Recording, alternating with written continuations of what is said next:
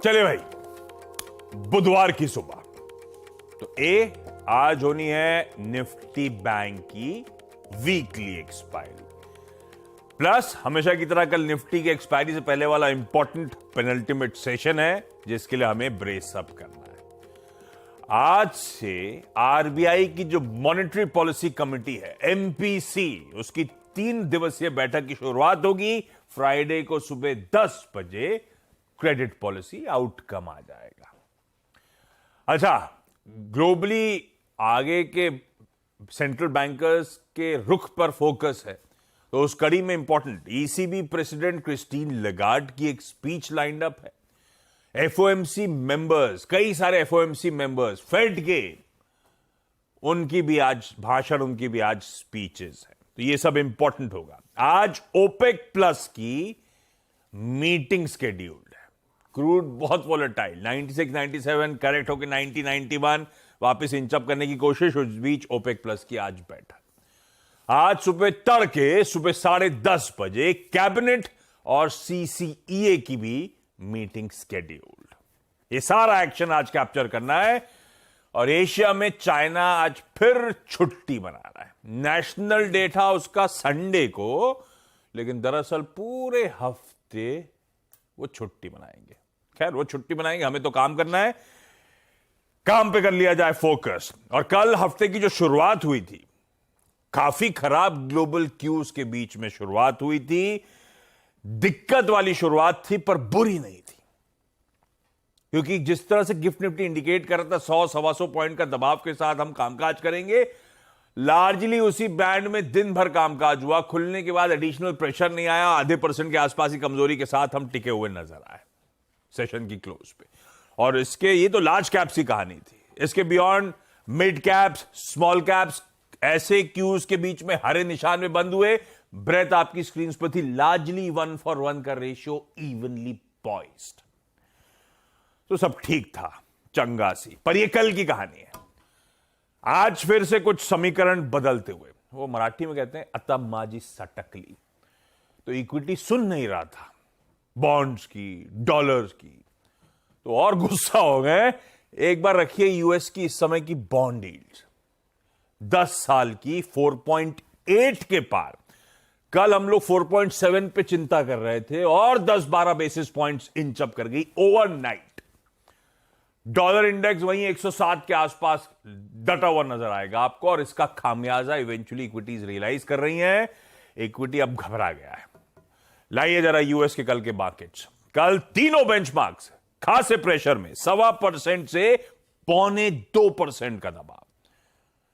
हम डाइजेस्ट करके गए थे यूएस के फ्यूचर्स उस समय फ्लैट, बिल्कुल फ्लैट, हरे और लाल के बीच में झूल रहे थे, और एक्चुअल सेशन 430 पॉइंट डाउन उड़ गया, और बाकी के बेंचमार्क्स आपकी स्क्रीन पर। आज सुबह के फ्यूचर्स वापस पस्त पड़े हुए। तो इस तरह से कुछ और डाइजेस्ट किया था, किस तरह की पिटाई हुई, वही रीजन है कि एशिया आपकी स्क्रीन पर रख दूंगा सब दबाव में, और गिफ्ट निफ्टी इंडिकेट कर रहा है कि हम फिर से कल सुबह भी ये इंडिकेशन थे 125 पॉइंट के, आज फिर 125 पॉइंट और गिरावट के साथ शुरुआत होने के इंडिकेशन आते हुए।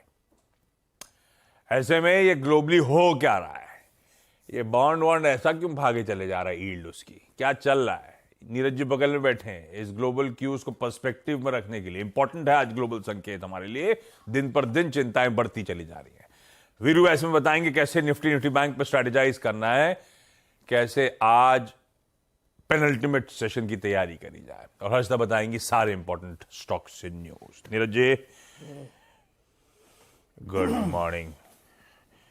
कैसन बा यार, कैसन बा वाला शो बड़ा अच्छा था, ये कौन सा था वो भूल गया मैं। मुंबई में काबा कैसन बा अभी, मूड कैसा? बॉन्ड मार्केट में बहुत तूफान बा दुनिया भर में, उसकी वाकई सटक गई है ग्लोबली। क्या प्राइसिंग कर रहा है, क्या हो गया?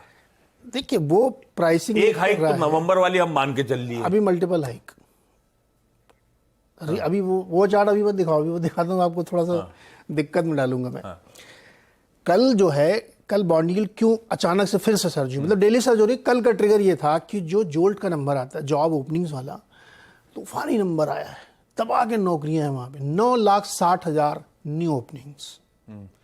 तो जो जॉब का चार्ट ऐसे गिर रहा था, वो लास्ट मंथ तुमको ध्यान होगा ऐसे थोड़ा सा ऊपर गया था, अभी शार्प ऊपर गया है। तो टोटल नंबर 6,90,000 नई जॉब हुई। अब 9.61 मिलियन जॉब्स ओपनिंग है वहां पे।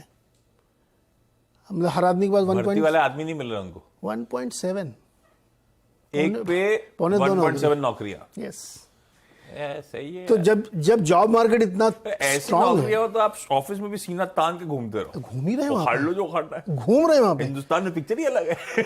वहां के यूनाइटेड ऑटो वर्कर्स हड़ताल में, हाँ। पैसे बढ़ाओ मेरे वरना मैं काम पे नहीं आऊंगा। तो सीना तान के घूम ही रहे हैं वहां पे। और इसी वजह से कल फिर से एक सर्ज आया, और ग्लोबली आया ये, ऐसा नहीं खाली यूएस में, जापान में देखिए, कनाडा में देखिए, यूरोपियन में देखिए, देशों में, तो सब जगह आया। तो अब आप देखिए बॉन्ड यील्ड 2 साल वाली तो 5.15 पे आ गई है। जो मोस्ट ट्रैक्ड है 10 ईयर्स वो 4.8, ये इन्वर्स होने के आसपास पहुंच गई यील्ड। 2 साल की आप देखिए, 10 साल की देखिए, आप 30 साल की देखिए, सारी बॉन्ड यील्ड जो है पलटती दिख रही। तो इसकी वजह से अमेरिका मार्केट में कल एक अच्छा सेल ऑफ आया इक्विटीज़ में, सब गिरे, खूब दबा के गिरे, और आईटी थोड़ा सा रेजिलिएंट था, वो भी कल खूब गिरा। तो कुल मिला के मार्केट की अब चिंता ये है कि फेड क्या करेगा, किस तरीके से वो अपने आप को सस्टेन करेगा। वीरू के लिए ये है कि दोनों S&P ने अपना 200 डीएमए तोड़ा है और डाउ ने अपने पूरे साल के गेंस गंवा दिए हैं। कल रसल ने गंवाए थे, आज डाउ ने भी गंवा दिए हैं। अब अगले लेवल्स क्या, वीरू देख के बताएंगे आपको। मैं जो मज़ेदार बात बताने की कोशिश कर रहा था, बैंक ऑफ इंग्लैंड, आपने कहा ना कि क्या लोग डिस्काउंट कर रहे हैं, तो उसमें एक मिसेस मान है, फिरंगी है वो, लेकिन वो रेट सेट करने वाली कमेटी से FOMC अपने यहाँ, जैसे MPC है तो वो उसको तय करते। उन्होंने कहा है कि हायर फॉर लॉन्गर परमानेंट है, ये हमेशा ऐसे ही रहेगा। अभी ये दिखाता है कि अब वो लोग फ्रस्ट्रेट हो रहे हैं, चाहे वो US के हो, चाहे UK के हो, सब जगह के लोग फ्रस्ट्रेट हो रहे हैं। उनको समझ में नहीं आ रहा कि कैसे नीचे लाया जाए, तो इसलिए दिक्कत है। अब वो चार्ट दिखाई जो मैंने कहा था, फुल स्क्रीन में दिखाइएगा, हमें मत दिखाई, क्योंकि तभी समझ में आएगा। उसमें बहुत सारी चीज़ें लिखी हुई हैं कि जो बॉन्ड यील्ड है, सो बड़ी वाली मेरी इधर सामने वाली स्क्रीन पर डालिए, इसमें आप देखिए कि जब जब बॉन्ड यील्ड बहुत ऊपर गई है, पीक गई है, तो वहाँ पे एक आर्थिक दुर्घटना हुई है। इसको मेरे सामने की स्क्रीन पर डालिए सर, बहुत दूर लिखा हुआ है, मैं पढ़ नहीं पाऊंगा। यस, अब आप देखिए जहाँ पे बॉन्ड का पीक बना यील्ड का, वहाँ एक एक आपको मैंने बताया कि क्या क्या आर्थिक दुर्घटनाएं हुई हैं। 2018 के लेटेस्ट, ये हरा वाला बॉन्ड यील्ड चल रहा है, ये बॉन्ड यील्ड है ना। अब लेटेस्ट वाला देखिए आप, 2018 में ग्लोबल सेल ऑफ हुआ था, उससे पहले टैपर टेंट्रम में सेल ऑफ हुआ था, उसके पहले यूरो एरिया क्रेडिट क्राइसिस, सब लिखे हुए हैं। अभी अब आप देखिए, आप पीक पे खड़े हुए हैं। आई विश कि मैं गलत पढ़ूं, लेकिन ये चार्ट ये दिखाता है कि कोई ऐसी दुर्घटना हो सकती है फाइनेंशियल मार्केट में जो आपको दिक्कत में डालेगी। अब हिस्ट्री को जो लोग मानते हैं, चार्टिस्ट लोग, कि हिस्ट्री देख के चार्ट से पता लगता है, तो ये चार्ट को देखिए आप लोग, समझिए। मैं बार बार वार्न कर रहा हूँ कि ग्लोबल बॉन्ड मार्केट बहुत ख़राब स्थिति में। तो खैर, अब आइए वापस चार्ट से, वरना लोग ज़्यादा डर जाएंगे। जो मैंने आपसे कहा था कि फ्रस्ट्रेशन और किस तरीके से लोगों के दिमाग में समझ में नहीं आ रहा, उसका एक उदाहरण देता हूँ मैं आपको। यूएस का इकोनॉमिक ऑप्टिमिज्म इंडेक्स 11 साल के लोज पे चला गया है। उसका नंबर आया है, जो इंडेक्स नंबर है 36.3, जो 43 पॉइंट था लास्ट मंथ, अक्टूबर में इतना आया है। अब एक तरफ आपका जॉब मार्केट एकदम बाउंस कर रहा है, दूसरी तरफ आपका इकोनॉमिक सेंटीमेंट नीचे कैसे जा रहा है, मेरे को ये समझ में नहीं आ रही बात। इसलिए मुझे लगता है कि वहाँ फ्रस्ट्रेशन है, डेटा में भी अब गड़बड़ हो रही है। इकोनॉमिक सेंटीमेंट एकदम 11 साल के लो पर, और जॉब मार्केट एकदम दंदनाता हुआ चल रहा है। तो ये मुझे लगता है कहीं पे मिसमैच है। अब ये किसी दिन सही होके आएगा, तो किसी एक को तो घुटने टेकने पड़ेंगे। मुझे पता है, ये आपका ये दिखाइए फिर से हरी वाली ये चार्ट, इसमें ये क्राइसिस, वो क्राइसिस, ये वाले क्वेश्चन मार्क का क्राइसिस है, कनाडा क्राइसिस, इंडिया से पंगा लेके। हाँ, तो हो सकता है वहाँ भी महंगाई बहुत है, बॉन्ड यील्ड बहुत है। ठीक है, तो भाई मस्ती बात अपनी जगह, ग्लोब दिक्कतों में है। यूएस ने सबका मूड बिगाड़ दिया है, संभले नहीं संभल पा रहा वहां का मामला। बॉन्ड यील्ड लगातार इंचअप कर रही है, डॉलर इंडेक्स तो वहीं का वहीं 10 का 10 है। सब कंसर्न्स माउंट हो रही हैं आगे के फेड के कदमों को लेकर। और अब तो जो वर्ड सब ठंडे बस में चला गया था, मंदी, रिसेशन, अभी तो ऐसा लग रहा है पायलट साहब हार्ड और सॉफ्ट लैंडिंग जगह इजेक्ट करके भाग ना जाए। तो कहा जाएगा प्लेन। ऐसे में भाई वीरू के पास चला जाए। वीरू 130 135 अंकों का गैप डाउन कल, ठीक है, कमजोर था। इन्हीं संकेतों के बीच में एक तो कल के मार्केट्स की रीडिंग क्या, और अब इस तरह का अगर मीनिंगफुल गैप डाउन की फिर तैयारी कर रहे हैं हम, तो जिस पैच को हिट कर रहे होंगे वहां पे हमारी स्ट्रैटेजी क्या। आशीष, गुड मॉर्निंग। हालांकि जो नीरज जी ने कमेंट्री यूएस मार्केट पे कर दी वो अपने आप में काफ़ी थी, लेकिन वहाँ की विकट स्थिति को समझने के लिए अगर आपको एक चार्ट को बहुत करीब से देखना हो तो प्लीज़ आप डाउ जोन्स के चार्ट को वीकली पे कन्वर्ट कर लीजिए और हिस्टोरिकली जब जब स्थिति यूएस में खराब हुई है वो कैसे रिएक्ट करता है। अब पैनिक वाली स्थिति में डाउ जोन्स एंटर कर चुका है। वीकली चार्ट्स पर बहुत बड़ा डिस्टर्बेंस यूएस में आ चुका है। खैर, अब बात करते हैं इंडियन मार्केट्स की। कल मेरी अप्रोच थी आशीष की वीक स्ट्रक्चर है, कोलैप्स होंगे हम, it's sell and rise, but sell and rise. इस गैप डाउन को थोड़ा सा केयरफुली हैंडल करिएगा। एक सब्सटेंशियल गैप डाउन के बाद पैसा नहीं बनेगा, और हुआ भी ऐसा। हम कोलैप्स नहीं हुए। मेरा एक पॉइंट था आशीष 477, इसके नीचे तक जब तक ना जाएं फर्दर शॉर्ट की अपॉर्चुनिटी डे में नहीं मिलेगी, और 478 इंट्राडे लो था। PSU bank index day high पे क्लोज हुआ, उसने निफ्टी बैंक को शॉर्ट करने का स्कोप खत्म कर दिया। जहां पे खुले वही 100 वेमा था, और वहां से अगर आप देखें आप डे हाई की तरफ चले गए। तो आज का मैसेज ये है कि आप अब 50 डेमा के नीचे निफ्टी पे ट्रेड करना शुरू कर देंगे। That means for a positional short ये एक बहुत अच्छा ग्रिप लेने का वक्त है। एफआईएस ने बहुत स्ट्रांगली इस बाजार पे अपनी शॉर्ट्स की ग्रिप ले ली है आशीष। कल के स्टैट्स को देखिए, कल ह्यूज सेलिंग। कल के मार्केट की अगर आप फिगर्स को देखें आशीष, तो लगभग कैश मार्केट में उन्होंने माल बेचा 2034 करोड़ रुपए का, 1361 करोड़ रुपए की डीआईएस की बैंक थी, 1839 करोड़ का स्टॉक फ्यूचर बेचा। कॉल लॉन्ग पे कॉल शॉर्ट काफी है, पुट लॉन्ग करीब 3,84,000, 2000 करोड़ रुपए का स्टॉक फ्यूचर बेचा। निफ्टी बैंक में आशीष 19,000 कॉन्ट्रैक्ट शॉर्ट, और आप समझ लीजिएगा कि एफआईएस के जो नेट शॉर्ट है आशीष वो अब 85,000 कॉन्ट्रैक्ट। डायरेक्टर साहब पहले वो डायग्राम लिखाइए ना एफआईएस का प्लीज। 85,000 कॉन्ट्रैक्ट शॉर्ट हो गए हैं। ह्यूज, मतलब उन्होंने एक बहुत स्ट्रांग ग्रिप ली है शॉर्ट साइड पे आशीष, और कोई कवरिंग के नामो निशान नहीं है, ये देखिए।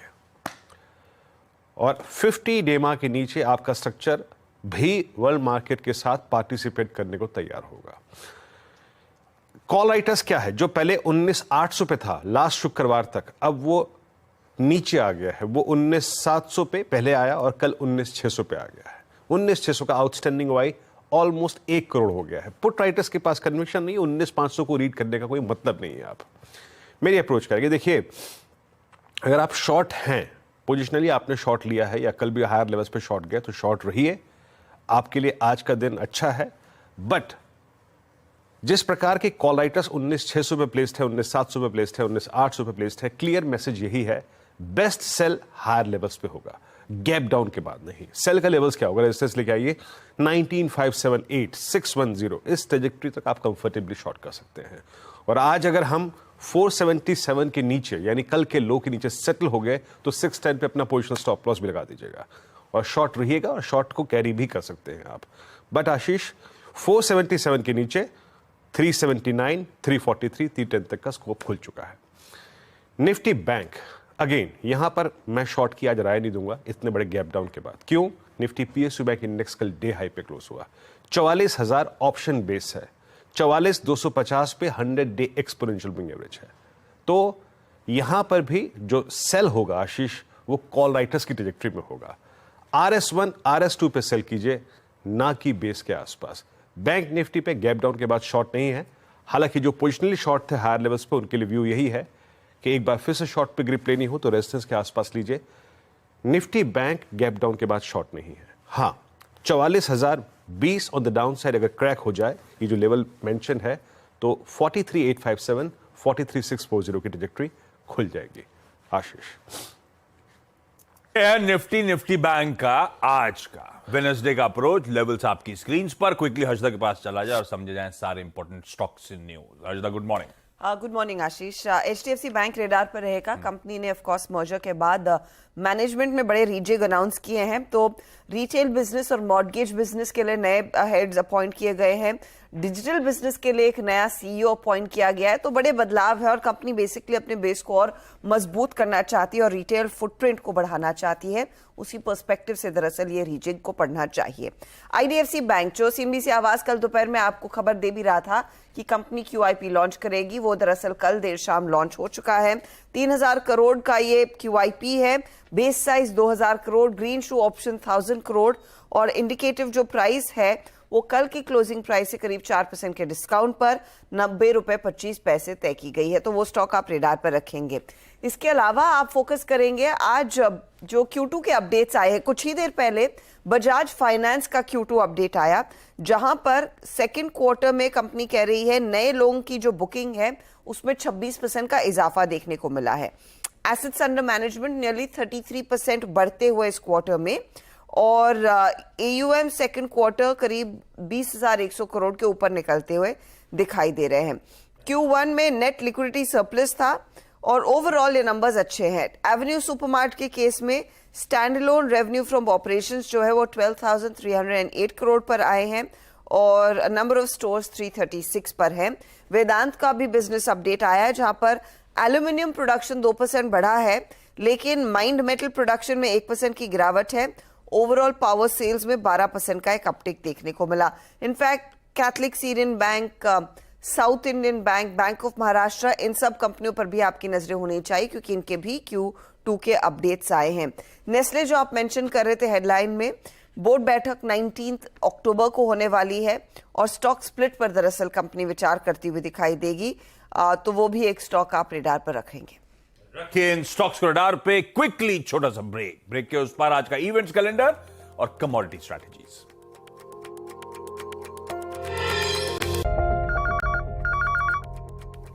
चलिए क्विकली, बहुत सारे इंपॉर्टेंट इवेंट्स अपफ्रंट बता दिए हैं, तो डॉक्टर साहब जो बोल रहा हूं बस वो दिखाइए। इंडसइंड बैंक आज दोपहर 12 बजे स्ट्रैटेजिक बिजनेस इनिशिएटिव अनाउंस करने जा रहा है, जिसको MD और CEO Sumant Kathpalia select media meet को एड्रेस करेंगे।